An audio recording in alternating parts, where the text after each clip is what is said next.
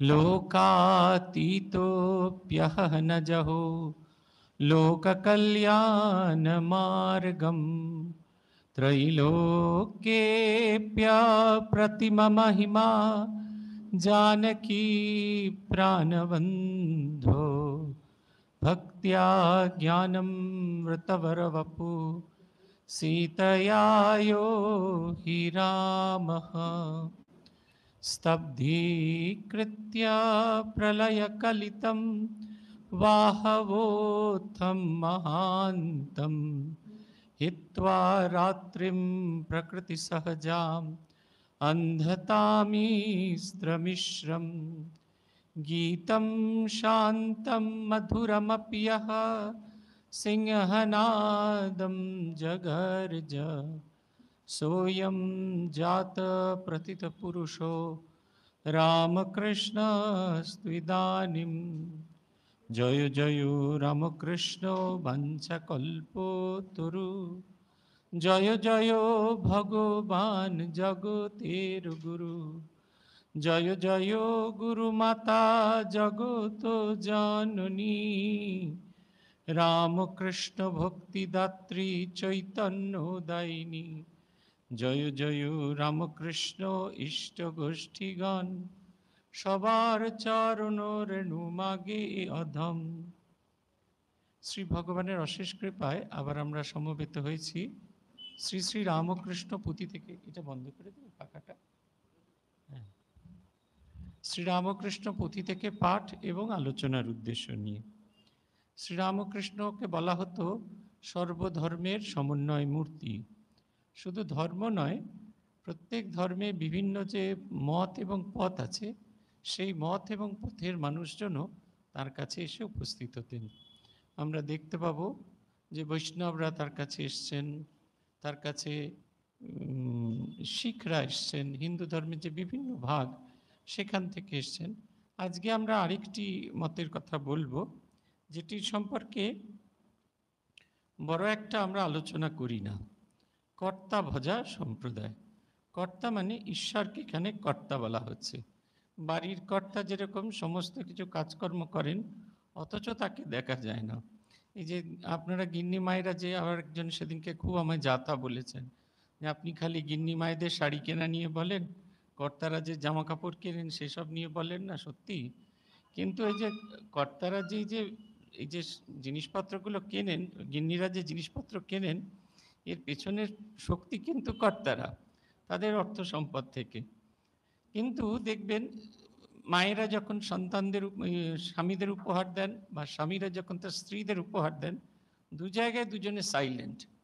এই কারণে কর্তা যিনি প্রধান স্থান অধিকার করেছেন, যে পরিবারে বাবা নেই, যেখানে মা প্রধান, সেখানে দেখবেন মায়েরা নিজেদের জন্য কিচ্ছু করেন না, সবটুকু উজাড় করে দেন তার সন্তানদের জন্য।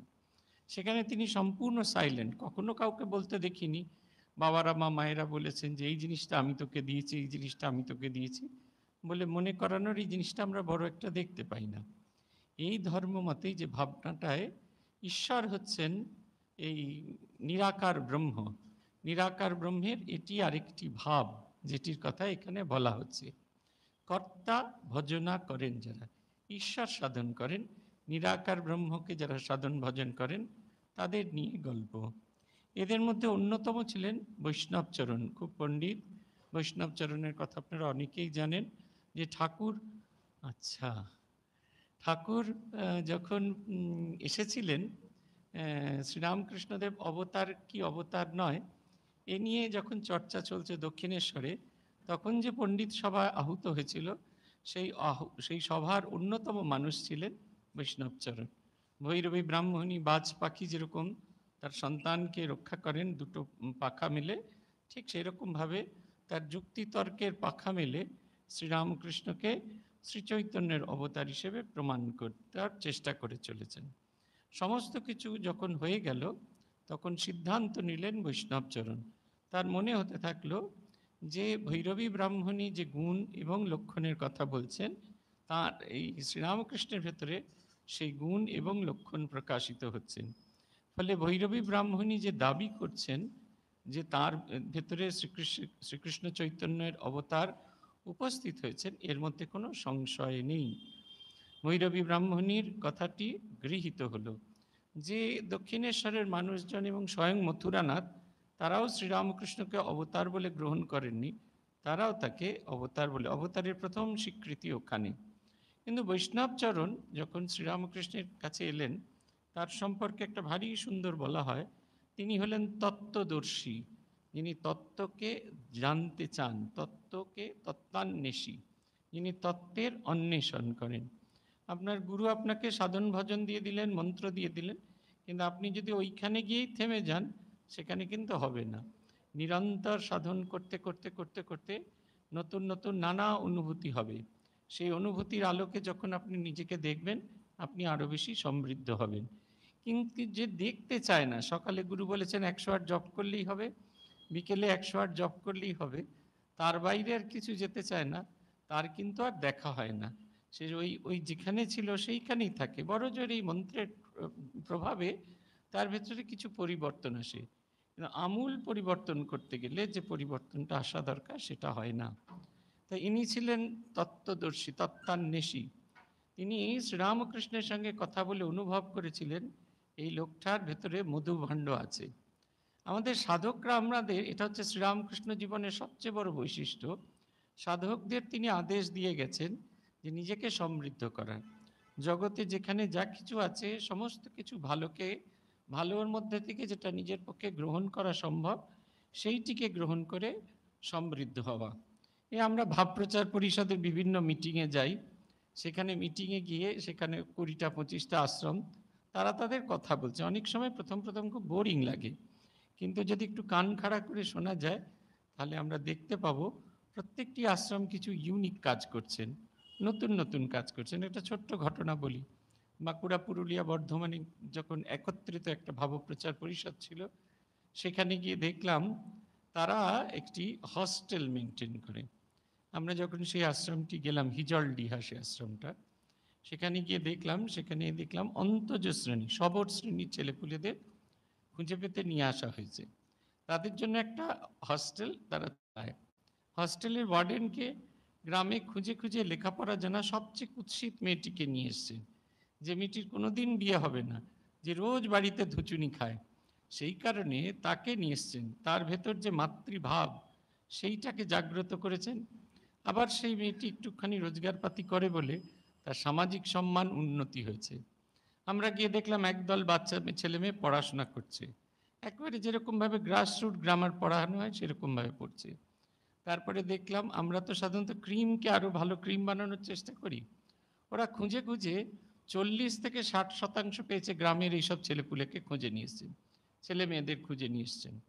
তাদের পড়াচ্ছেন কে? রিসোর্স পারসন, যারা সদ্য লেখাপড়া শেষ করেছে, যারা সদ্য মাস্টার ডিগ্রি কমপ্লিট করে পড়াশোনা করে চুক্তি করে বসে আছে, আগামী 2 বছর যারা চাকরিতে যাবে না। এরকম ছেলেপুলে দিন এই 9-এর ব্যাচ বড় হবে 10-এর ব্যাচ বেরিয়ে গিয়ে আবার নতুন 9-এর ব্যাচ আসবে। এই দেখুন, এইভাবেও যে পড়াশুনো করা যায়, এইভাবেও যে মানুষের সেবা করা যায়, এটা আমরা এইরকম জায়গাগুলোতে না গেলে বুঝতে পারতাম না। আপনি বসে পড়ুন, এসছেন দেরি করে, তারপরে এখানে বসবো না সেখানে বসবো না, এইসব নানা কাণ্ড করার কোনো মানে হয় না। বসে পড়ুন, এতগুলো জায়গা রয়েছে, কি অসুবিধা হচ্ছে?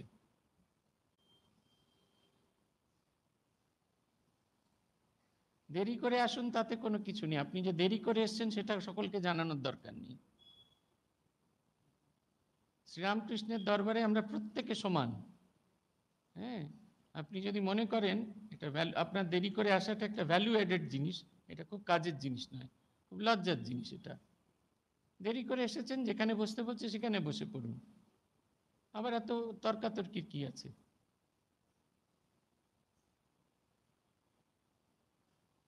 মুশকিল। ওরা তো সাহায্য করছে, আকাশ থেকে তো জায়গা বানিয়ে নেবে না।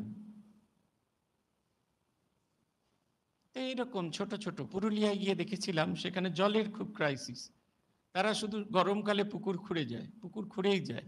আমি জিজ্ঞেস করলাম পুকুর খুঁড়ে কি লাভ? বলছে শীতকালে এসে দেখবেন পুকুর খুলে কি লাভ। সারা বর্ষাকাল জুড়ে বৃষ্টি হচ্ছে, পুকুরে জল ভরে যাচ্ছে, মাটির ওয়াটার লেভেল সেটা ধীরে ধীরে ধীরে ধীরে বাড়ছে, জলের যে ক্রাইসিস একটু একটু করে মিটতে আরম্ভ করেছে। এই প্রত্যেকের ভেতরে ভালো জিনিস, সেইটিকে আমরা আমাদের কাজে লাগাতে, যখন লোকশিক্ষা পরিষদে কাজ করা শুরু করলাম, সেই জিনিসটাকে আমরা আমাদের কাজে লাগাতে শুরু করলাম। যা কিছু ভালো সেটাকে নিয়ে সমৃদ্ধ হওয়া। আজকে আমরা পড়বো এরকম এক সম্প্রদায়ের কথা, যারা শ্রীরামকৃষ্ণের এই যে আধ্যাত্মিক মাধুরী নিয়ে। এটি আবার চালালেন কেন? বারণ করলাম তো। এবার কি নোটিশ দিতে হবে নাকি? এত উৎপাত কেন করেন?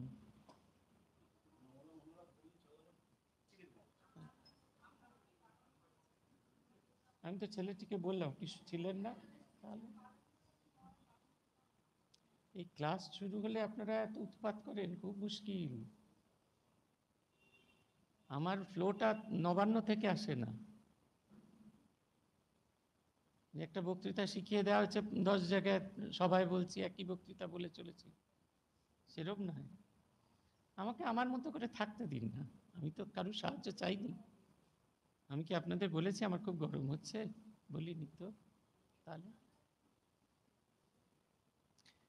আমরা আজকে কর্তা ভাজা সম্প্রদায়ের কথা শুনব। পুথিকার লিখছেন, সমকালে প্রচলিত কর্তা ভাজা মত, ভগবানে যাইবার এও এক পথ, পথটি বড়ই নোংরা উপমা তাহার, যেমন বাড়ির থাকে নানা দুয়ার, কোন দ্বার সদরেতে প্রবেশের তরে, কোন দ্বারে যাওয়া যায় অন্দর ভিতরে, মেথরের জন্য থাকে আলাহিদা পথ, সেই মতো অবিশুদ্ধ কর্তা ভজা মত, প্রকৃতির লয়ে সঙ্গ সাধনার প্রথা, দুর্বল জীবের পক্ষে মুশকিলের কথা, বিশেষে এ কলিকালে মানুষের মন স্বভাবত কামিনী কাঞ্চনে নিমগন। বলছে একটি নতুন পথ। এখনকার আপনারা যারা ওয়ান রুম ফ্ল্যাটে থাকেন, তারা এই জমাদারের জন্য আলাদা রাস্তা, এটার গল্প জানেন না। এই উত্তর কলকাতায় যারা এই লাহাটাহাদের বাড়িতে আছে, দেখবেন স্পাইরাল স্টেয়ারকেস আছে, ঘোরানো সিঁড়ি আছে, প্রত্যেকটি টয়লেটের সঙ্গে এই ঘোরানো সিঁড়িগুলো আছে। ওই ঘোরানো সিঁড়িগুলো করা হয়েছিল ম্যাথর, যাতে সেইখানে গিয়ে গিয়ে বাথরুম টাথরুমগুলো পরিষ্কার করতে হবে। এখন তো আপনাদের নিজেদেরই ম্যাথর হতে হয়, অতএব এই ম্যাথরের পথটা আপনারা জানেন না। তাই যে শ্রীরামকৃষ্ণ এই পুঁথিতে যে বলা হচ্ছে যে সাধন পথের কতগুলো পথ আছে, একটা হচ্ছে সোজা পথ আর একটা হচ্ছে বাঁকা পথ, পেছনের পথ।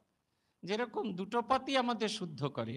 আপনি যদি সোজা পথ, যখন নিজে বাথরুমে দাঁড়িয়ে স্নান করছেন, সে জল ঢেলে সাবান মাখার পরে আপনি যেমন ঝকঝকে তকতকে হয়ে যাচ্ছেন, ঠিক ওই বাঁকা পথ দিয়ে যখন ম্যাথর আসছে, সেও এসে আপনার বাথরুমটাকে পরিষ্কার করে ঝকঝকে তকতকে করে দিচ্ছেন।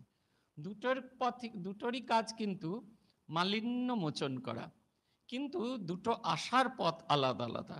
দুটো, কোনো একটা সোজা পথে যাওয়া যায়, আর ওই যে স্পাইরাল স্টেয়ারকেস আছে, ঘুরে ঘুরে ঘুরে ঘুরে ঘুরে ঘুরে উঠতে হয়, এক একটা ফ্লোরে এরকমভাবে ঘুরে ঘুরে ঘুরতে হয়। সব সময় ঢোকানো যায় না। যদি বাথরুম বন্ধ থাকে তাহলে আপনি কাজ করতে পারবেন না। ঠিক এইরকম কর্তা ভজা হচ্ছে এরকম মত। বলছেন কেন এই মতটাকে এরকম ভাবে চিহ্নিত করা হচ্ছে? তার কারণ হচ্ছে যোগিনী নিয়ে সাধন করা।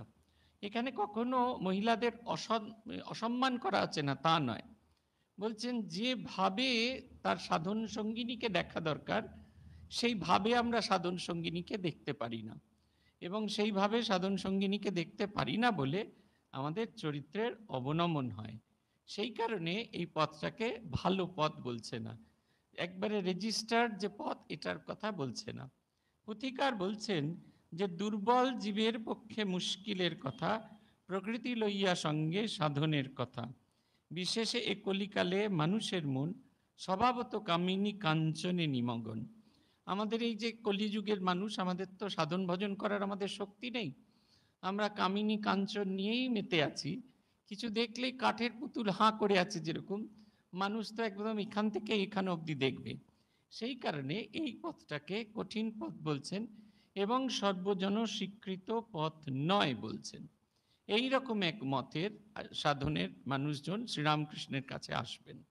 তাদের সঙ্গে তার কিরকম সম্পর্ক? পুথিকার লিখছেন, মূর্তিমতি অবিদ্যা এতে শক্তি তাই, নরলোকে বসায়েছে ভেড়ার বাজার, একছত্রে ধরাতল করিছে শাসন, অধিকার করিয়া ধর্মের রত্ন আসন, প্রজাগণ লয়ে মন প্রাণ বুদ্ধি স্মৃতি, যুক্ত করে দেয় কর দিয়ে তার দিবারীতি। বিশেষে কামিনী কায়া না যায় বা খানি, প্রকৃতি সাগর স্থিত চুম্বকের খনি। লৌহ পাতে তলা মোড়া তরণীর নরে, পাইলে অমনি তায় ডুবায় পাথরে। প্রভুদেব বলিতেন মায়া রূপা মেয়ে, যাহা ছিল ঘরে দিল সমুদায় খেয়ে। পদে পদে উপদেশ দিলা ভগবান, কামিনী কাঞ্চন বদলে গেছে। সে ওই প্রাকৃতিক সৌন্দর্যের দিকে তাকাচ্ছে। ঠিক এই রকম নানা সুখকর অভিজ্ঞতার দিকে আমরা যত এগিয়ে যেতে থাকব, যত আমরা সেই দিকে এগোবো, তত আমরা সাধন ভজন থেকে ধীরে ধীরে ধীরে ধীরে সরে যাব। হাত পা টন টন করবে, ঝনঝন করবে। সন্ধেবেলা হলে মনে হবে একটু টিভি সিরিয়াল দেখি, কিংবা একটুখানি বালিশে মাথা দিয়ে শির দ্বারাটা সোজা করি। আমাদের তো অনেকে বলেন, তো এইসব ভাষা আমরা আপনাদের কাছ থেকে শিখেছি। মহারাজ কি করি, বিকেলবেলা মনে হয় শির দ্বারাটা একটু সোজা করি। আমি তো ভাবছিলাম শির দ্বারাটা এমনি করে সোজা করে। বলছে অমনি করে না, বিছানার ওপর ফেলে শির দ্বারাটাকে সোজা করতে হবে। এইরকম নানা প্রলোভন আসবে, কিন্তু এগুলোকে যত আমরা জয় করতে পারবো, যত আমরা সাধন ভজনের প্রতি আমরা নিষ্ঠ হতে পারবো, তত দেখবেন একটা সময় এগুলো আর আপনাকে টানবে না। তখন মনে হচ্ছে এই সময় সাধন ভজন করা দরকার। বলছেন শ্রীরামকৃষ্ণদেব বলছেন যে যদি বাসনা থাকে, বাসনা কি করে না, যেমন ঘুণ গোটা ভালো বাঁশকে একবারে ক্ষয় করে দেয়, ঠিক সেই রকম বাসনা ঘুণের মতো মানুষের সাধক সত্তাকে ক্ষয় করে দেয়। বলছেন একটা জাহাজ যাচ্ছিল, একটি শক্তিশালী চুম্বক জলের মধ্যে ফেলা ছিল। সেই চুম্বকটি যদি জাহাজটিকে আকর্ষণ করে এক জায়গায় আটকে দেয়, তাহলে আর জাহাজ এক পাও এগোতে পারবে না, নড়তে পারবে না। ঠিক এই রকম আমাদের সাধন পথটা তো একটা যাত্রা পথ। সেইখানে যদি যে বাসনা নামক চুম্বক থাকে, তাহলে আমরা তার আকর্ষণেই আটকে পড়ব, একটি পাও এগোতে পারবো না। সেই কারণে এই জিনিসগুলোকে ছেড়ে দিতে হয়। আপনাদের দেখবেন প্রশ্ন যে দীক্ষার সময় যে ফর্ম ফিল আপ করা হয়, তাতে যে প্রশ্নগুলো, এগুলো আপনাদের গুরু ঠিক করে দেন। গুরু যেগুলো নিজে মুখে জিজ্ঞাসা করতেন, এখন যেহেতু অনেক দীক্ষা হয়, সেই কারণে তিনি নিজে মুখে জিজ্ঞাসা করতে পারেন না, তাই এগুলো দেওয়া হয়। ওইখানে একটি প্রশ্ন আছে, প্রত্যেক দিন দুবেলা তুমি ভগবানের নাম করতে পারবে কিনা? শ্রীরামকৃষ্ণদেবকে সর্বধর্ম সমন্বয়কারী বলে তুমি বিশ্বাস করো কিনা? এই যে মন্ত্রটি আপনি নিতে চলেছেন, সেই মন্ত্রের প্রতি তখনই আপনার বিশ্বাস হবে, মন্ত্র যিনি পূজিত দেবতা, তার প্রতি আপনার বিশ্বাসটা যদি অটুট থাকে। এইগুলো যদি থাকে, তাহলে দেখবেন এই সাধন ভজন কখনো কোনো রকম আসবে না। আমরা বেলুড় মঠে দেখেছি, যখন সাধু হতে এসেছি, তখন তো এখনো এতটা যে সুবিধা আছে, বেলুড় মঠে তখন এত সুবিধাও ছিল না। আমাদের সাধন ভজন করবার এমন একটা আগুন আমাদের বড়রা জাগিয়ে দিতেন, যে আমরা চেষ্টা করতাম কত আগে আগে সাধন ভজন বেলুড় মঠের মন্দিরে গিয়ে বসা যায়। এবং তার জন্য যখন আলো জ্বলতো না, শুধু স্ট্রিট লাইটে হাঁটাচলা করা আমাদের একটা অভ্যাস তৈরি করা হয়েছিল। যে স্ট্রিট লাইট, আরোগ্য ভবনের সামনে একটা বড় স্ট্রিট লাইট জ্বলতো, সেই খুব উঁচু খাম্বাতে 3-4টে আলো জ্বলতো। তার আলোটা আমাদের পিপিটিসিতে এসে পড়তো। আমাদের পাখা ছিল না, তো তাই জানলাগুলো খুলেই রাখা থাকতো। সেই আলোটা এসে পড়তো। যেখানে আলোটা সবচেয়ে বেশি পড়ে সেটা হচ্ছে জানলা। তাই জানলায় আমরা আমাদের জামা কাপড়গুলো উল্টো অর্ডারে সাজিয়ে রাখতাম। যেটা প্রথমে পরবো সেটা উপরে থাকতো, আর যেটা শেষকালে পরবো সেটা নিচে থাকতো। রাত্রির অন্ধকারে যাতে মালা খুঁজতে না হয়, তাই জপের মালার বক্সটা ঠিক কাপড়ের পাশে গঙ্গা জলের ইয়ে খোলা থাকতো। এগুলো হচ্ছে একটা ইচ্ছা, ভগবানকে জানবার ইচ্ছা। এই জানবার ইচ্ছা যত হবে, তত দেখবেন এই যে বাসনা গুণগুলো, এগুলো চলে যাবে। সেই কারণে বলছেন, যেখানে এত বাসনাময় জগতে আমরা বাস করি, সেখানে বাসনার প্রতিমূর্তি নারী মূর্তিকে সঙ্গে গিয়ে নিয়ে, স্ত্রী যখন পুরুষকে নিয়ে এবং পুরুষ যখন স্ত্রীকে নিয়ে সাধন করেন, সে পথটা সহজ নয়। বলছেন কারা পারতেন? বলছেন প্রভু বলিতেন এই পথ নহে সোজা, কামিনী হিজড়া হবে, নর হবে খোঁজা। দুজনেরই ইন্দ্রিয় সংযম থাকবে। খোঁজা মানে হচ্ছে যে পুরুষ আর কখনো তার অন্য কোনো শারীরিক বৃত্তীয় কার্যকর্ম করার অধিকার নেই। আগেকার দিনে মুসলমান অন্দরমহলে যারা গার্ড থাকতেন, যে সমস্ত পুরুষরা থাকতেন, তারা প্রত্যেকেই খোঁজা ছিলেন। তাদের খুব শারীরিক বল হতো, ফলে তারা খুব ভালো যুদ্ধ করতে পারতেন, রানীদের রক্ষা করতে পারতেন, এবং যেহেতু তাদের আর অন্য কোনো আকর্ষণ ছিল না, তাই রানীরাও সুরক্ষিত থাকতেন। বিশেষ করে এতে থাকতেন, এই মুসলিম যে শাসন যখন এলো, তাদের ওই অন্দরমহলকে পাহারা দেওয়ার জন্য এরকম নিযুক্ত করা হতো। এই সম্প্রদায়ে ভুক্ত বৈষ্ণবচরণ ভগবত আচার্য ভক্ত প্রভু পদে মন, শহরের সন্নিকটে কাছির বাগান, যেখানে তাদের গুপ্ত স্থান। বৈষ্ণব চরণ ছিল আচার্য তথায়, সাধিক সাধিকা বহু ভক্ত সম্প্রদায়, গোপনে গোপনে তথা হয়ে একত্রিত, আচার্যের দীক্ষা মতো সাধনা করিত। মধুর স্বভাবযুক্ত বৈষ্ণবচরণ, সত্য তত্ত্বান্বেষী শুদ্ধ সুসরল মন। যে বৈষ্ণবচরণের কথা বলা হচ্ছে, তিনি এদের ভাগবতাচার্য, ভাগবতে পণ্ডিত ছিলেন তিনি। শ্রীরামকৃষ্ণকে তিনি ভালোবাসতেন। শহরের কাছে কাছির বাগান, বরানগরের কাছে কাছির বাগানে, সেখানে তাদের একটি সাধনার স্থল ছিল। গোপনে সাধন করতেন। সাধনা এমনিতেই গোপনে করতে হয়। আপনি যদি লোকজনের মাঝখানে করেন, সেটা সাধনা হলো না। দেখবেন আপনারই ইচ্ছা হবে খানিক বাদে চোখ খুলে খুলে দেখি যে কে আপনাকে জপ ধ্যান করতে দেখছে। জপ ধ্যান করতে করতে মনে হবে একটু চোখ খুলে দেখি সবাই আমায় দেখছে কিনা। কারণ আমি যে সাধন ভজন করছি, এটা যতক্ষণ না মানুষ জানছে, তখন তো সাধন ভজন হচ্ছে না। এই কারণে ঠাকুরের বলার বিষয়, তিনি বলছেন ধ্যান করবে মনে বনে কোণে। আর এরা গোপনে সাধন করতেন, কারণ এটা সর্বজন স্বীকৃত নয়। যে জিনিসটা সবাই স্বীকৃতি দেয় না, সেখানে সবসময় তার থেকে মানুষজন থেকে দূরে লুকিয়ে সাধন ভজন করতে হয়। আপনারা যারা পুরনো মঠের ইতিহাস পড়েছেন, রামকৃষ্ণ মঠের আদি কথা যদি পড়েন, তাহলে দেখবেন সেখানে একটি ঘটনা বলা আছে। স্বামী শারদানন্দজির গলাটি খুব সরু ছিল, ভীষণ মিষ্টি। তিনি যখন গান গাইতেন, মনে হতো পুরুষ নয়, মহিলা গান গাইছেন। তো এইরকম একদিন বরানগর মঠে সন্ধেবেলা তিনি গান গাইছেন, একটার পর একটা গান গাইছেন, আর অন্যান্য গুরু ভাইরা বসে সেটা শুনছেন।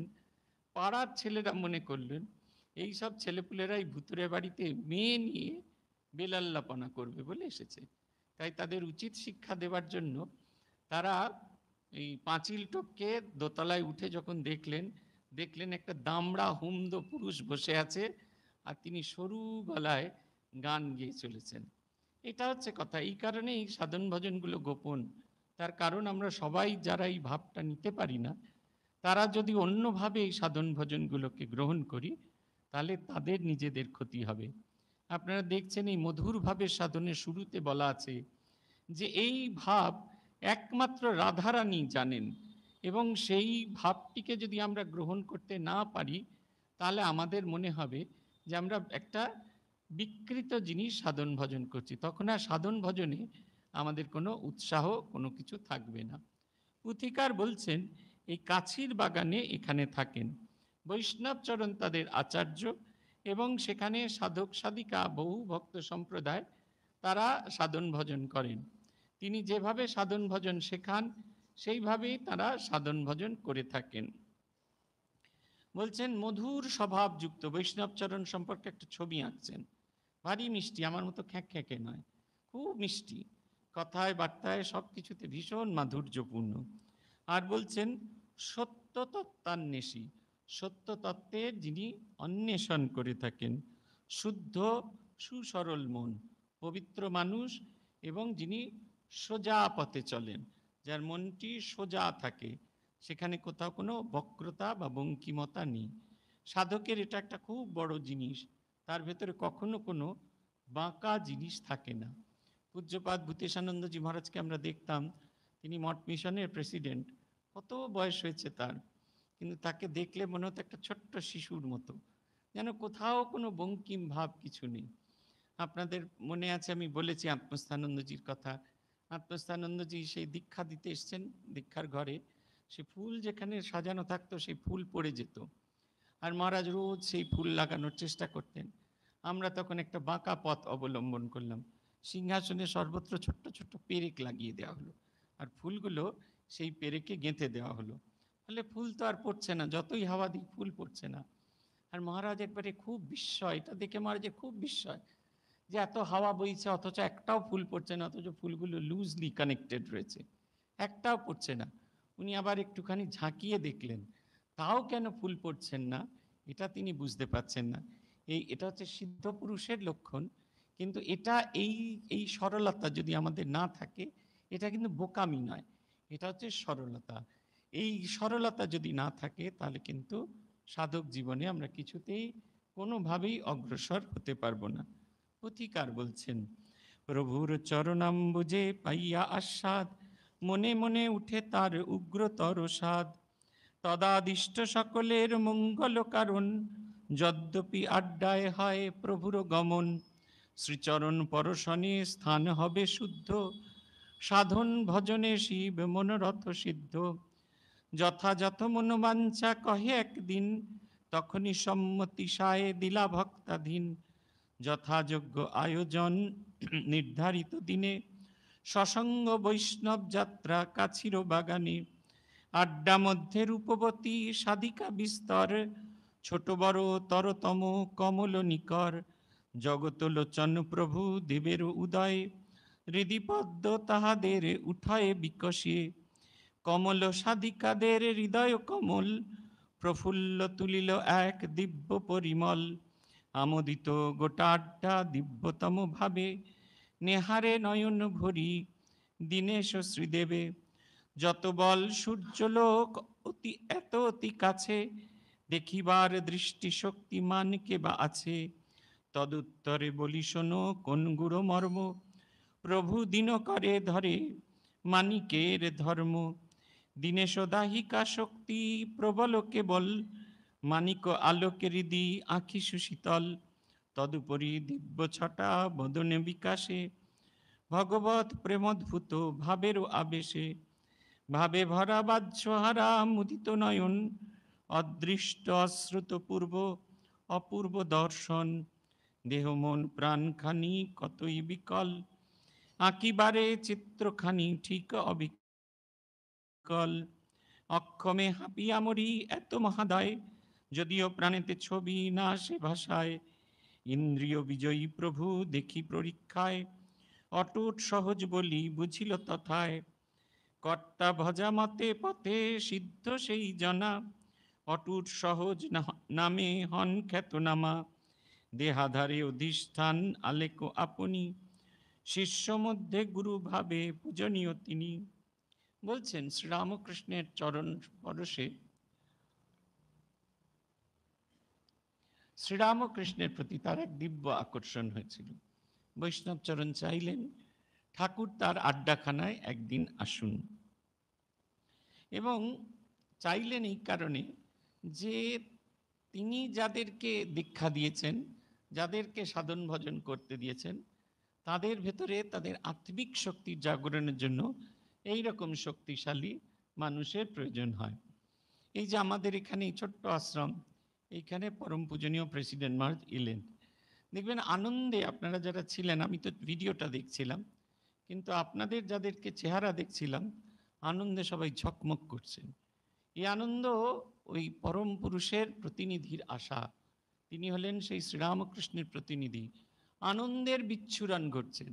তিনি আমার আপনারই মতো হেঁটে হেঁটে এলেন, আপনার বাড়িতে যেরকম বয়স্ক বাবা মা থাকেন ঠিক সেই রকমই হেঁটে হেঁটে এলেন, কিন্তু ওই রকম দৃষ্টি, ওই রকম হাসি বোধহয় আমরা হেসে উঠতে পারবো না। তিনি যতক্ষণ থাকলেন ততক্ষণ এইখানকার আধ্যাত্মিক পরিমণ্ডলে একটা পরিবর্তন হয়ে গেল। দেখবেন একটা নতুন আধ্যাত্মিক স্রোতের প্রসার হয়ে গেল। ঠিক সেই রকম বৈষ্ণবচরণ চেয়েছিলেন তার আশ্রমে যে সাধক সাধিকারা সাধন ভজন করেন, তাদের কল্যাণ বিধানের জন্য শ্রীরামকৃষ্ণ একবার আসুন। বলছেন শ্রীচরণ পরশনে স্থান হবে শুদ্ধ, সাধন ভজনে শিব মনোরথ সিদ্ধ। আমরা এই যে সাধন ভজন করি, এতে আমাদের ভেতরে যে মঙ্গলকারী শক্তি সেটার জাগরণ হয়। শিব শব্দের অর্থ হচ্ছে কল্যাণকার, কল্যাণ। তাই এই শব্দের এই ভাবের জাগরণ হয়। আমরা যত সাধন ভজন করতে পারবো, যত আমাদের পরিমণ্ডলটা পবিত্র হবে, তত আমাদের ভেতরের কল্যাণকারী ভাবটি একটু একটু করে জাগ্রত হবে। তাই শ্রীরামকৃষ্ণের কাছে একদিন তিনি তার মনোবাঞ্ছা ব্যক্ত করলেন। বলা মাত্র বৈষ্ণবচরণ তিনি তার বাগানে যাবেন বলে রাজি হলেন। বৈষ্ণবচরণ তাকে সঙ্গে করে নিয়ে যাত্রা আরম্ভ করলেন। কি সুন্দর কথা! বলছেন, আড্ডা মধ্যে রূপবতী সাধিকা বিস্তর, ছোট বড় তরতম কমল নিকর, জগত লোচন প্রভু দেবের উদয়, হৃদিপদ্মে তাহাদের, জগত লোচন প্রভু দেবের উদয়ে, হৃদিপদ্ম তাহাদের উঠে বিকশিয়ে, কমল সাধিকাদের হৃদয় কমল, প্রফুল্লে তুলিল এক দিব্য পরিমল। এই যে আমরা সাধারণত মায়েদের একটা সেকেন্ড গ্রেড সিটিজেন হিসেবে দেখি, এখানে কিন্তু সে কথা বলছেন না। বলছেন এই সাধিকারা কেমন না, বলছেন ছোট বড় কমল পদ্মফুল। পদ্মফুল হচ্ছে পবিত্রতার প্রতীক। যে যেরকম সাধন ভজন করেছে সে সেই রকম তরতম বদল হয়েছে, গুড বেটার বেস্ট এইভাবে এসেছে, কিন্তু প্রত্যেকে পদ্মফুল, প্রত্যেকে পবিত্রতার প্রতীক, এইটা বোঝাতে চেয়েছেন। বলছেন যখন ভগবান এলেন তখন একটা অদ্ভুত কাণ্ড হলো। সূর্য যখন উদয় হয় তখন পদ্মফুলগুলো যেগুলো জলে থাকে আপনা আপনি ফুটে ওঠে, তাদেরকে চেষ্টা করাতে হয় না। আমি এটা ভাবতাম আগে, এটা একটা বোধহয় তত্ত্ব। ইদানিং আমরা গামলার ভেতরে পদ্মফুল চাষ করা শুরু করেছি। আমি রোজ সকালে অফিসে গিয়ে দেখি যে পদ্মফুলগুলো ফুটে যাওয়ার মতো হয়েছে, তাদের চেষ্টা করতে হয় না, সূর্য ওঠা মাত্র পুরো বিকশিত হয়। যারা সামান্য বিকশিত হয়েছিল আগের দিন, পরের দিন সূর্য ওঠা মাত্র একবারে পূর্ণ বিকশিত হয়ে ঝরে পড়ছে, তারা রাখতে পারছে না। সূর্যের প্রকাশ এরকম হয়। ঠিক সেই রকম আধ্যাত্মিক পুরুষের কাছে এলে আমাদের হৃদয় কমল মুকুলিত বিকশিত হয়, সম্পূর্ণ খুলে যায়। এবং যখন পদ্মফুল খুলে যায় তার একটা ভারী মিষ্টি সৌরভ থাকে। বলছে সাধকের হৃদপদ্ম যখন বিকশিত হয় সেই হৃদয় থেকে আধ্যাত্মিক সৌরভ প্রকাশিত হয়। এবং সেই আধ্যাত্মিক সৌরভ এটা ঠিক ওই ধূপের গন্ধের মতো নয় যে আপনি অনেক দূর অবধি পাবেন, তা নয়, প্রত্যেকে নিজে নিজে অনুভব করবেন। সেই সৌরভটা কীরকম? সৌরভের প্রকাশ হচ্ছে আনন্দ। আপনি আনন্দে আছেন, অদ্ভুত একটা আনন্দ। কেন আনন্দ আমি আপনারা নিজে জানেন না। কেন এত আনন্দ হচ্ছে, কেন এত ভেতরে যেন একটা উৎফুল্ল ভাব আসছে, এটা আপনারা নিজেরা জানেন না। কিন্তু যত আধ্যাত্মিক সৌরভ বিকশিত হবে তত আপনি আনন্দময় হয়ে উঠবেন। আপনার সেই যে গ্লুমি চেহারাটা একটু একটু করে বদল হয়ে যাবে।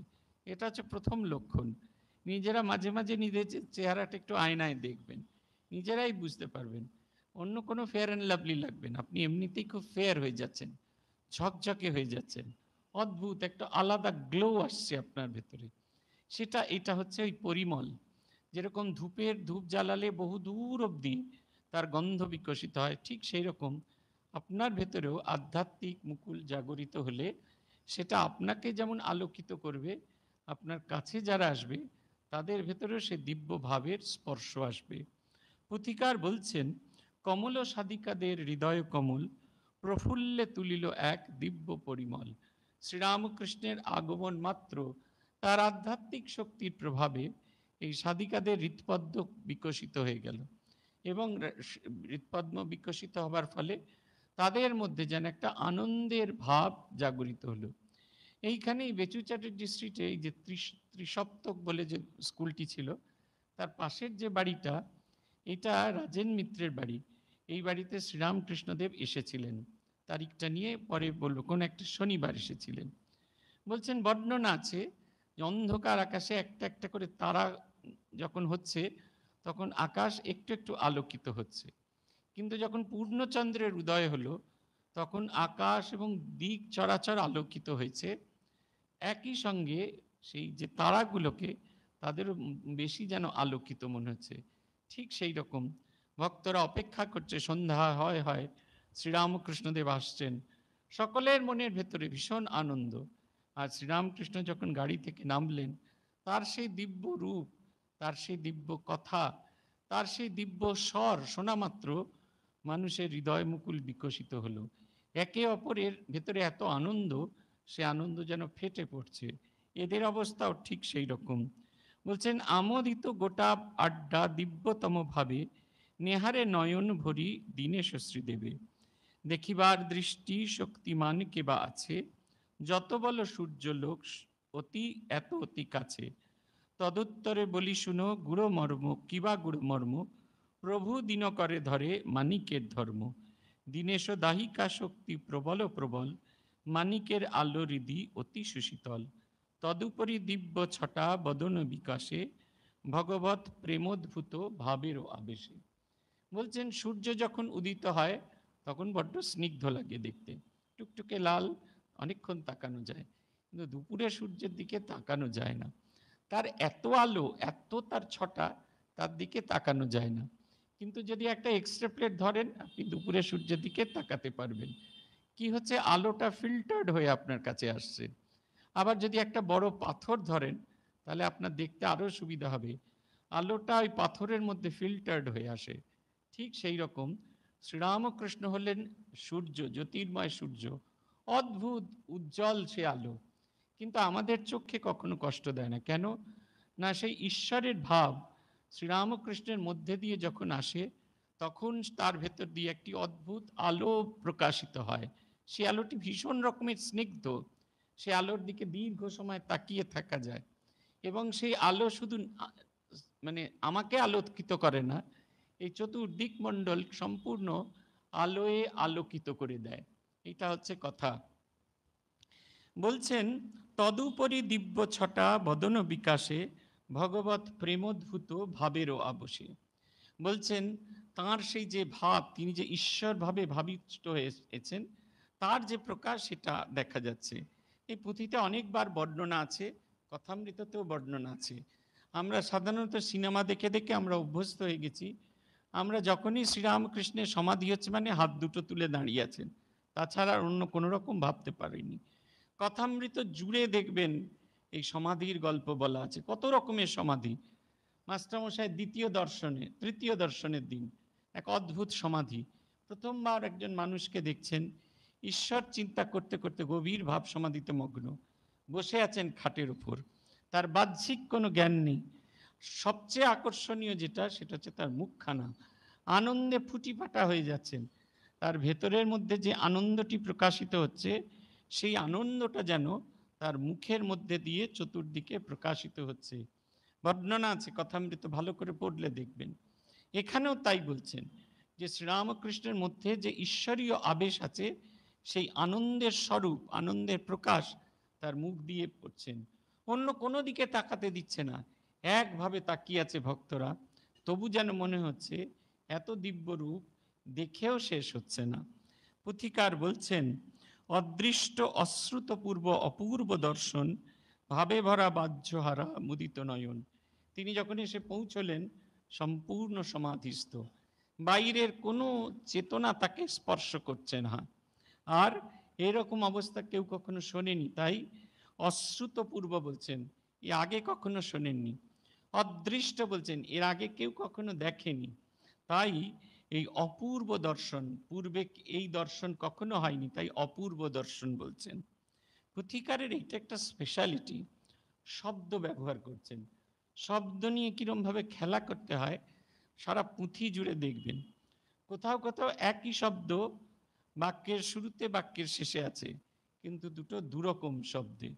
জীবন জীবন পাশাপাশি ব্যবহার করা হয়েছে, জীবন জীবন। একটা হচ্ছে শ্রীরামকৃষ্ণ জীবন অর্থে, আর একটা জীবন ব্যবহার করা হচ্ছে তিনি আমার সর্বস্ব। একই শব্দ, দ্বিত্ব প্রকাশ। একদম লেখাপড়া জানতেন না, এত অল্প লেখাপড়া জানতেন, বাচ্চাদের হাতে করি অ আ ক খ শেখাতেন। সেই পণ্ডিতের ভেতর থেকে এইরকম শব্দরাজি, শব্দ ছটা প্রকাশিত হচ্ছে। পুথিকার বলছেন আঁকিবার চিত্রখানি ঠিক অবিকল, দেহ মন প্রাণ কতই প্রাণখানি কতই বিকল। অক্ষমে হাঁপিয়া মরি এত মহাদয়, যদিও প্রাণেতে ছবি না আসে ভাষায়। ইন্দ্রিয় বিজয়ী প্রভু দেখি পরীক্ষায়, অটুট সহজ বলি বুঝিল তাহায়। কর্তা ভজা মতে পথে সিদ্ধ যেই জনা, অটুট সহজ বলে নামে হন খ্যাতনামা। দেহাধারে অধিষ্ঠান আলেক আপনি, শিষ্য মধ্যে গুরুদেব পূজনীয় তিনি। সর্বোচ্চ ঈশ্বরের প্রকাশ কর্তাভাজাদের, তাকে বলা হয় আলেক লতা।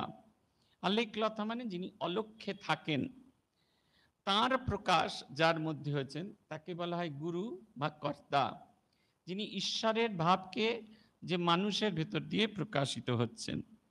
আর এই সাধন করতে করতে যে ইন্দ্রিয় সংযম করেছে তাকে বলা হয় সহজ। এই সহজ মানুষের যে যা যা লক্ষণ, এরা কর্তাভাজা সম্প্রদায়, তারা মনে করলেন শ্রীরামকৃষ্ণের মধ্যে সেই ভাবটি প্রকাশিত হচ্ছে। এদের তিনটি ভাগ, সাধন করতে করতে কর্তাভাজা, সাধন করতে করতে প্রথমে হয় সহজ, তারপরে হয় গুরু বা কর্তা, তারপরে হয় আলেখ্যতা, অলক্ষ্যে থাকেন যিনি। ওই যে আছে না, তোমায় নতুন করে পাবো বলে হারানো সব, হে মোর ভালোবাসার ধন, তুমি আমার নও আড়ালের, তুমি আমার চিরকালের। তুমি আড়ালে থাকতেই পারো, কিন্তু আমি তোমাকে আড়াল বলে মনে করি না, কারণ তুমি আমার চিরদিনের। বলছেন এই কথার অদ্ভুত এই আলেখ্যতা। আপনারা গান শুনেছেন, এই গান আপনারা অনেকবার গেয়েওছেন, রেডিওতেও শুনেছেন, কিন্তু এটা কর্তাভাজা সম্প্রদায়ের গান। আমার যেমন বেনি তেমনি রবে, চুল ভিজাব না, আমি রাঁধিব বাড়িব ব্যঞ্জন বাড়িব, তবু হাঁড়ি ছোব না। সব কিছুর মধ্যে আছি, অথচ আমি কোনো কিছুর মধ্যে নেই। এটা একটা দুর্লভ সাধনের একটা অবস্থা। সব কিছুর মধ্যে আছি, রাঁধিব বাড়িব ব্যঞ্জন বাড়িব, রান্না বান্না করব, ব্যঞ্জনও বাড়বো, তবু হাঁড়ি ছোব না। কোনো অবস্থাতে কোনো কিছুর মধ্যে হয় না। আমরা দীক্ষা নিই, সাধন ভজন করব, ভগবানকে চাইব বলে, কিন্তু প্রথমে সংসারের যে বন্ধন, তার যে প্রত্যেকটা বিষয়, তার থেকে বেরোতে পারি না। আর তারপরে মঠ মিশন উড়িয়ে বাবা, যদি কোনো দিন ভাঁড়েতে পাশের জনের ভাঁড়ে খিচুড়ি বেশি হয়েছে, আমারটায় কম হয়েছে, তাহলে তা দেখতে হচ্ছে না, গলা কেটে আমরা ছিন্নমস্তা বানিয়ে ফেলি। অথচ এটা ভাবতে পারি না, তার কারণ হচ্ছে শ্রীরামকৃষ্ণের যে প্রসাদ আসছে আমার কাছে, এটা আমরা ভাবতে পারছি না, আমরা কিছুতেই ওর বাইরে যেতে পারি না। পুথিকার বলছেন, তাই তারা নিজ নিজ কল্যাণের আসে, কেহ বা ইন্দ্রিয়, কেহ পদাঙ্গুলি চুষে, কেহ বা চরণ তলে লুটালুটি যায়, মনোরথ পূর্ণ হেতু কৃপা ভিক্ষা চায়। আবেশস্ত প্রভুদেব বাহ্য কিছু নাই, অত্যাশ্চর্য অদ্ভুত জগত গোসাই। সবার ঠাকুর প্রভু ব্রহ্ম সনাতন, সকলে চরণ পায় যে চায় চরণ। রামকৃষ্ণ অবতার পরম দয়াল, হইলেও অতি ক্ষুদ্র সে পায় নাগাল। ফলভারে বৃক্ষ যেন নিচে নেমে পড়ে, সেই মতো প্রভুদেব করুণার ভারে, ঢালিয়া কৃপার ধারা সহজের সাধকের দলে, ফিরিলেন সেই দিন আপনার স্থলে। সবাই শ্রীরামকৃষ্ণকে বাহ্য জ্ঞান শূন্য দেখে তারা নিজেদের কল্যাণের জন্য নানা রকম করছেন। আপনারা যেরকম করেন, যে প্রেসিডেন্ট মহারাজ এসছেন, এত মানুষের প্রণাম নেওয়া তার পক্ষে সম্ভব নয়, হাত জোর করে প্রণাম করলেও যেরকম তাকে প্রণাম করা হয়, ঢিপ করে প্রণাম করলেও তাকে ঠিক প্রণাম করা হয়। কিন্তু আপনাদের মন খারাপ হলো যে মহারাজ ব্যবস্থা করলেন না, আমাদের প্রেসিডেন্ট মহারাজকে প্রণাম করা হলো না। কি মন খারাপ, কি মন খারাপ। তাকে যে দর্শন করলুম সেটাতে আমাদের কোনো কষ্ট হচ্ছে না, সেটা আমরা কিছুতেই অ্যাকসেপ্ট করতে পারি না, পেন নাম করতে পারিনি, এর জন্য আমাদের ভীষণ মন খারাপ। কি মন খারাপ, কি মন খারাপ, আমাকে কেউ কেউ বলেছেন তাদের ভীষণ মন খারাপ, ভীষণ মন খারাপ। আরে তাকে যে দর্শন করতে পারলাম, তিনি যে দয়া করে ওখান থেকে এলেন আমাদের দর্শন দিতে, সেটা বড় কথা নয়, আমরা তার পা ছুঁয়ে পেন নাম করতে পারলাম না, এটা হচ্ছে কথা। তাই এদেরও এটা সে যুগেও ছিল, এ যুগেও আছে। তাই তারা তাদের কল্যাণের জন্য আপন আপন কার্য করতে থাকলেন। ওদের আছে আঙুল চোষা, বুড়ো আঙুলটা চষে। ওরা ভাবে কর্তাভজারা বুড়ো আঙুলটা নিয়ে চুষলে তার ভেতরে যে সাত্ত্বিক ভাব, সেটাই বুড়ো আঙুলের মধ্যে দিয়ে চলে আসবে। ওভাবে কি আসে? তার ভেতর দিয়ে এমনিতেই প্রকাশিত হবে, তাকে স্পর্শ না করলেও তার কৃপা বইতে থাকবে। কেউ বা চরণ তলে, যেখান দিয়ে তিনি হেঁটে গেছেন, সেইখানে লুটোপুটি খাচ্ছেন, যে তার পায়ের ধুলো সারা গায়ে লাগিয়ে আধ্যাত্মিক উন্নতি হবে। এভাবে আধ্যাত্মিক উন্নতি হয় না। এভাবে তার কৃপা অবশ্যই পাওয়া যায়, কিন্তু আধ্যাত্মিক উন্নতি হয় না। আধ্যাত্মিক উন্নতি হতে হবে নিজের চেষ্টায়। নিজের চেষ্টা না থাকলে, নিজের সাধন ভজন না থাকলে কখনো কিছু হবে না। আপনি যদি নিজে রান্না না করেন, নিজে বাজার না করেন, নিজে যদি রান্না না করেন, নিজে যদি না বেড়ে খান, তাহলে কিন্তু খাওয়া হবে না। আর এঁটো বাসনগুলো যদি না মাজেন, তাহলে পরের দিন রান্না করা হবে না। এটা হচ্ছে কথা, এটা একবারে খুব যুক্তিযুক্ত কথা। এই সাধন ভজন নিজেকেই করতে হবে। তবু এরা করতে চাইছে। আবেশস্ত প্রভুদেব বাহ্য কিছু নাই, অত্যাশ্চর্য অদ্ভুত জগৎ গোসাই। সবার ঠাকুর প্রভু ব্রহ্ম সনাতন, সবাই চরণ পায় যে চায় চরণ। বাহ্য জ্ঞান শূন্য, যে তার কৃপা ভিক্ষা চাইছে তাকেই তিনি কৃপা করছেন। সবাই তার কৃপা ভিক্ষা করছে, তো সবাই কি তার কৃপা পাবে? কি সুন্দর কথা বলছেন, বলছেন সকলে চরণ পায়, সবার ঠাকুর প্রভু ব্রহ্ম সনাতন, সকলে চরণ পায় যে চায় চরণ। এটা হচ্ছে কথা। কালকেই পড়ছিলাম প্রভু মহারাজের একটা স্মৃতি কথা। সারদা মঠের একজন মাতাজি লিখছিলেন, তিনি প্রণাম করে প্রভু মহারাজ যখন তার মাথায় হাতটি দিয়েছেন, মাথা থেকে ছপ করে হাতটা ধরে বলছেন, হাতটা ধরে আছেন। প্রভু মহারাজ জিজ্ঞেস করছেন কি চাইছো? বলছে আপনি বলুন যেন ঈশ্বরে ভালোবাসা হয়। উনি বলছেন আন্তরিক হলে অবশ্যই হবে। তারপরে আবার তিনি দ্বিতীয়বার বলছেন আপনি বলুন যেন আমার ঈশ্বরে ভালোবাসা, ঠাকুরে ভালোবাসা হয়। উনি বলছেন আন্তরিক হলে হবে। তৃতীয়বার একই প্রার্থনা 3 বার করলেন, তিনি তার স্ট্যান্ডে ঠিক আছেন, বলছেন আন্তরিক হলে চায়। আমরা সবাই চাই না, আন্তরিক যে খুঁজবে সে তাকে পাবে। শ্রীরামকৃষ্ণ সম্পর্কে বলা হচ্ছেন না, তিনি গৃহস্থেরও নন, তিনি সন্ন্যাসীরও নন। তাহলে তিনি কার? যে মন প্রাণ অন্তরাত্মা দিয়ে তাকে খুঁজছে, তিনি শুধু তার। আমাদের কারুর পেটেন্ট রাইট নেই তার উপর, শুধুমাত্র তাদেরই পেটেন্ট রাইট আছে যারা মন প্রাণ অন্তরাত্মা দিয়ে তাকে ভালোবাসছে। বলছেন সেই রকম হইলেও রামকৃষ্ণ অবতার পরম দয়াল, হইলেও অতি ক্ষুদ্র সে পায় নাগাল। ফলভারে বৃক্ষ যেন নিচে নেমে পড়ে, সেই মতো প্রভুদেব করুণার ভারে। ঢালিয়া কৃপার ধারা সাধকের দলে, ফিরেলেন সেই দিন আপনার স্থলে। বলছেন যে শ্রীরামকৃষ্ণ খুব সহজ অবতার, খুব সহজে তাকে অ্যাক্সেস করা যায়। এখন যেরকম আগে একরকম ছিল, মেসেঞ্জারে আমরা সবসময় মেসেজ করতাম, সেই এম 1 2 3, তারপর ওটা ABC, ওরকম টিপলে এরকম হবে। প্রথমবার টিপলে এ হবে, দ্বিতীয়বার টিপলে বি হবে, তৃতীয়বার টিপলে সি হবে, তারপরে সি, তারপরে আবার এ, প্রথমবার আরেকবার টিপে এ, এরকম করে করতাম। তারপরে আস্তে আস্তে স্মার্টফোন এলো, স্মার্টফোনে রিভাইভ হতে থাকলো, অ্যাপল ফোন এলো, কত সহজে এখন আমরা আঙুলে আঙুলে কথা বলি, গলায় গলায় তো নয়, কানে কানে নয়, শুধু আঙুলে আঙুলে কথা বলি।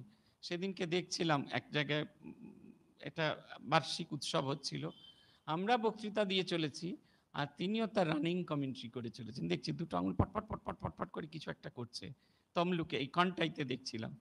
তারপরে জিজ্ঞেস করলাম, আমি যেটা বলছি তিনি রানিং তার স্ত্রীকে লিখে দিচ্ছেন। তারপরে দেখা গেল আমার স্পিডটা বেশি, তখন তিনি ক্যামেরা চালিয়ে সেইটা তার স্ত্রীকে দেখাচ্ছেন। আমরা এই এত স্মার্ট হয়ে গেছি কারণ আমাদের কাছে অ্যাক্সেসটা খুব সহজ হয়ে গেছে। শ্রীরামকৃষ্ণের কাছে অ্যাক্সেসটা খুব সহজ। এখন আমাদের প্রেসিডেন্ট মহারাজদের কাছে আমাদের এরকম অ্যাক্সেস নেই, সহজ নেই এখন আর। আগে কিন্তু এরকমটি ছিল না, আমরা বেশ দস্যিপনাও করে বেরিয়েছি মহারাজদের সঙ্গে, খুব সহজভাবে মিশেছি। এখন যেভাবে মিশতে পারছি এরকম নয়, চেয়েও বেশি হয়েছে। কিন্তু এই শ্রীরামকৃষ্ণ হলেন সেই সহজ, অ্যাক্সেসেবল, তাই তার কাছে যে যা চেয়েছে তাই সে পেয়েছে। কৃপা বিতরণ করেছেন, উজাড় করে দুহাত দিয়ে কৃপা বিতরণ করেছেন, এবং সেই কৃপা বিতরণ করে তিনি সকলকে ধন্য করে নিজের জায়গায় ফিরে গেলেন।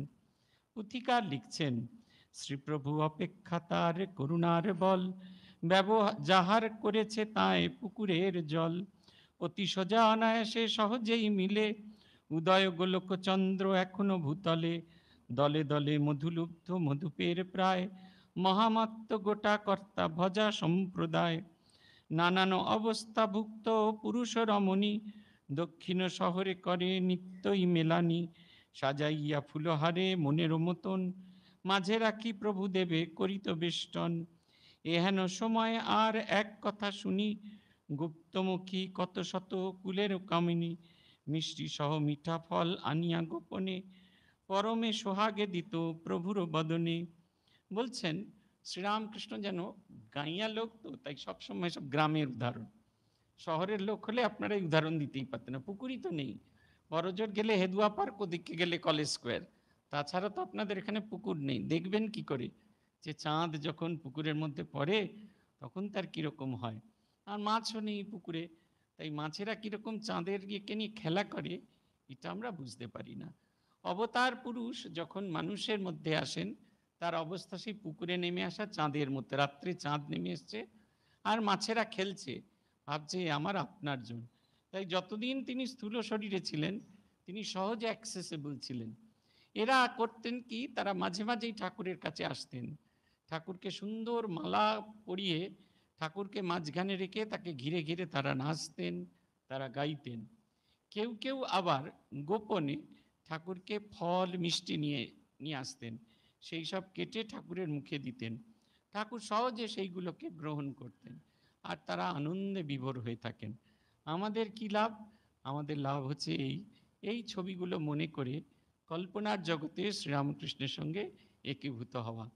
এই বাড়িতে গিয়ে কল্পনা করুন, যে বসে বসে কল্পনা করুন যে শ্রীরামকৃষ্ণের জন্য আপনিও একটা সুন্দর ফুলহার তৈরি করে নিয়ে গেছেন, লাল সাদা নানা রকমের ফুল দিয়ে সেই ফুলহার বানিয়েছেন, তারপরে সেই মালা তাকে পরিয়ে দিয়েছেন, তিনি মাঝখানে দাঁড়িয়ে আছেন আর আপনি ঘুরে ঘুরে তাকে গাইছেন, আয় তবে সহচরী হাতে হাতে ধরি ধরি নাচিবি ঘিরি ঘিরি গাহিবি গান, ঘুরে ঘুরে গাইছেন, দেখবেন একই আনন্দ আপনার মধ্যেও সঞ্চারিত হবে।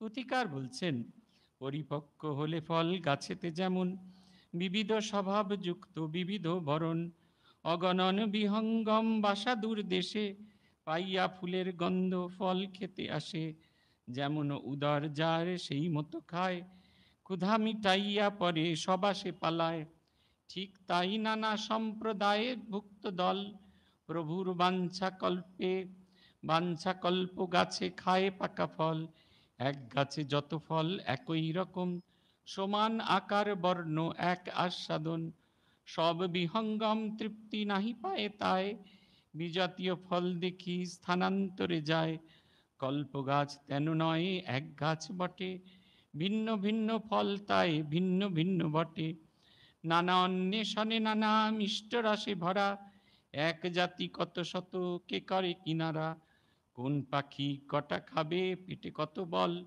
কল্পবৃক্ষ প্রভু তাই ধরে নানা ফল, কখনো সাধন কিবা কইলা ভগবান, কেহ নাহি জানে তার সঠিক সন্ধান, মানুষ বুঝিতে নারে প্রভুর সাধনা, সচক্ষে যাহারে দেখে সেও যেন কানা, বাউল প্রভৃতি নব রসিকের মত, ভগবানে যাইবার যত রূপ পথ, সকল বিদিত প্রভু আদি থেকে অন্ত, গোকলে আরম্ভ শেষ হইয়া বেদান্ত, শুনিয়াছি তাহা সাধা তার অগণ্য সাধন, নিজে যেন গুপ্ত তেন সাধন ভজন, 19 রকম ভাব শ্রীঅঙ্গে খেলে তো,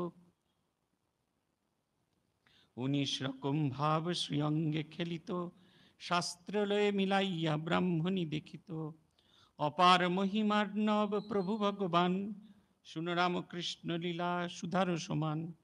পুথিকারকে কল্পনা করা হচ্ছে একটা গাছের সঙ্গে, যে গাছে ফল হয় সেই ফলের গাছে অনেক পাখি আসে, নানা জায়গা থেকে পাখি আসে আর তারা সেই ফল পেট ভরে খায়, যার যেরকম ফল প্রয়োজন, কারোর যদি ছোট ফলে মন ভরে যায় সে ছোট ফল খায়, যার বড় ফলে মন ভরে সে বড় ফল খায়, কিন্তু সবাই আনন্দ পায়। কিন্তু সবার স্বাদ মেটে না, আম গাছে তো আর কাঁঠাল পাওয়া যাবে না, তাই যারা আম খায় না যে পাখিরা, তারা কাঁঠাল গাছে গিয়ে ভিড় করে।